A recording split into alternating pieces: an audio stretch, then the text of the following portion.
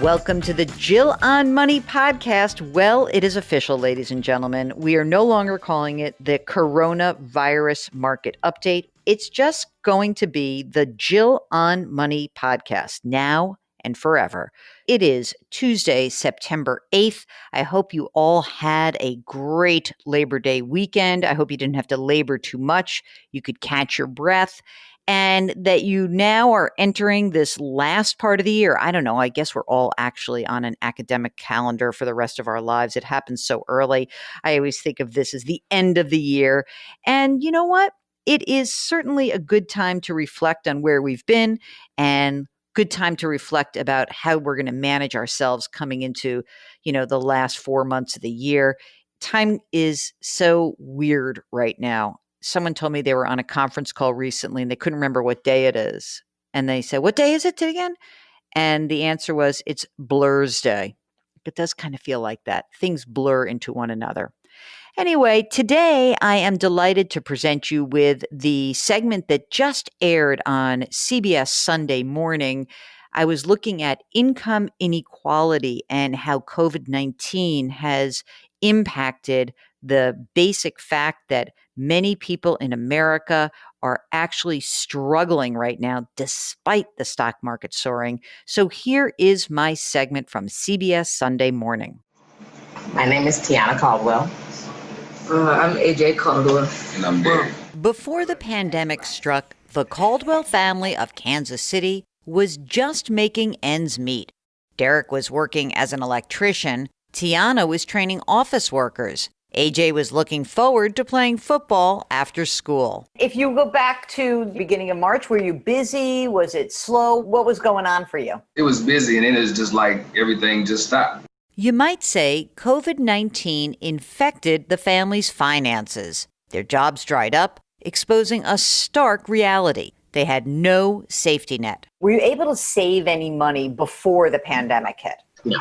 Just paycheck to paycheck, right? Yeah. Even before the coronavirus, nearly 4 out of 10 American adults said they would have difficulty covering a $400 unexpected expense. We got help from family.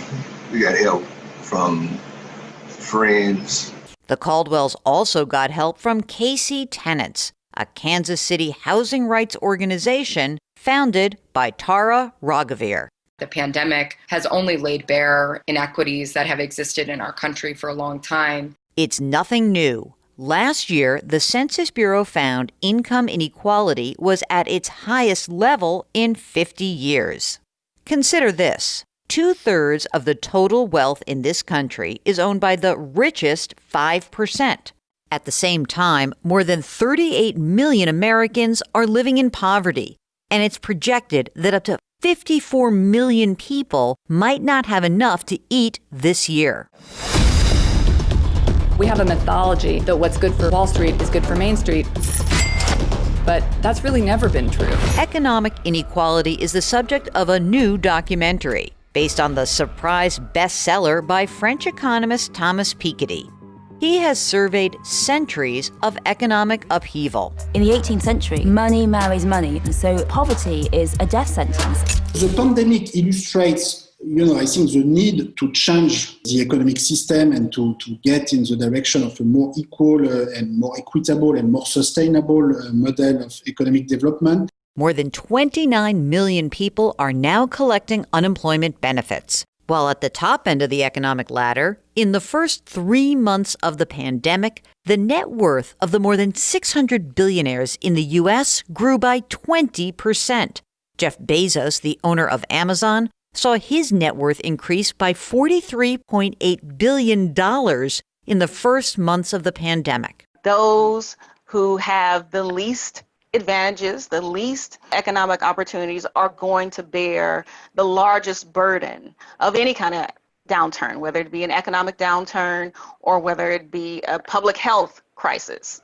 Valerie Wilson is a director at the Liberal Economic Policy Institute. Wilson sees not only an economic divide, but a racial divide. COVID-19 has magnified these racial disparities that we have known about for decades. Because of the persistence of many of these disparities, we can almost predict how any crisis is going to go.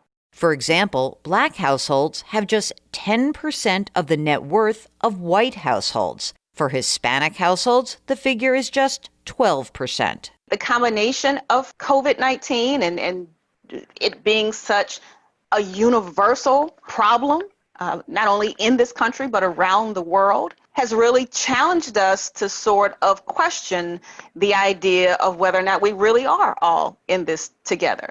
But not everyone sees income and wealth disparity as negative trends. At the end of the day, capitalism is just trying to maximize, optimize, grow everything as fast as it possibly can. That's how people get rich. Edward Connard, a former partner at Bain Capital and a scholar at the conservative American Enterprise Institute, has written about the upside of inequality. Connard argues for giving entrepreneurs incentives to create the next Google or Apple or Amazon, looking to free markets to help boost incomes for lower wage workers. The more prosperous the economy, the richer the bottom 20%. And they are depending almost exclusively on government redistribution for their income. And where do we get that income from? We get it from increasing the overall prosperity of the economy.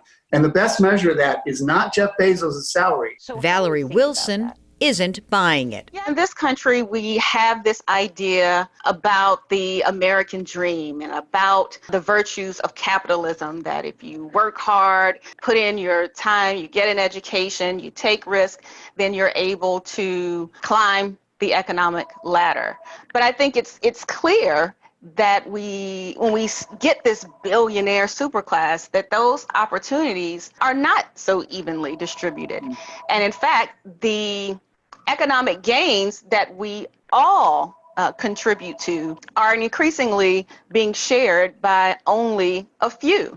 As COVID-19 continues to rage across the country, the initial $2.2 trillion in government stimulus money has run out, and Congress and the White House don't appear close to agreeing on a more substantial deal. Also of concern to Tara Raghavir, the patchwork of federal and state moratoriums on evictions won't be enough to keep renters from sliding into homelessness.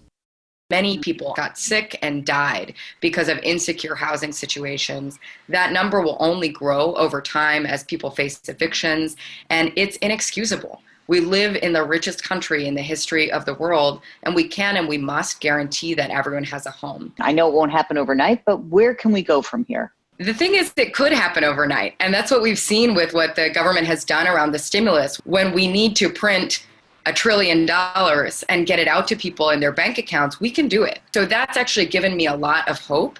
Tiana Caldwell also has hope that someday when we say we're all in this together, we'll mean it. We should be helping each other, right? If one of us is not okay, none of us are okay. I hope you enjoyed that. If you actually want to see it and see all the visuals, just go to the website, jillonmoney.com, and click on the watch link. And don't forget, as always, if you've got a financial question, we'd love to hear from you. Our email address is askjill@jillonmoney.com. That's askjill@jillonmoney.com. As always, I know you're sick of hearing me say it, but I'm going to keep saying it till I don't have to anymore. Wash your hands, wear your masks, maintain that physical distancing, and please, please, please try to lift somebody up today. It will make you feel better. It will make that person feel better.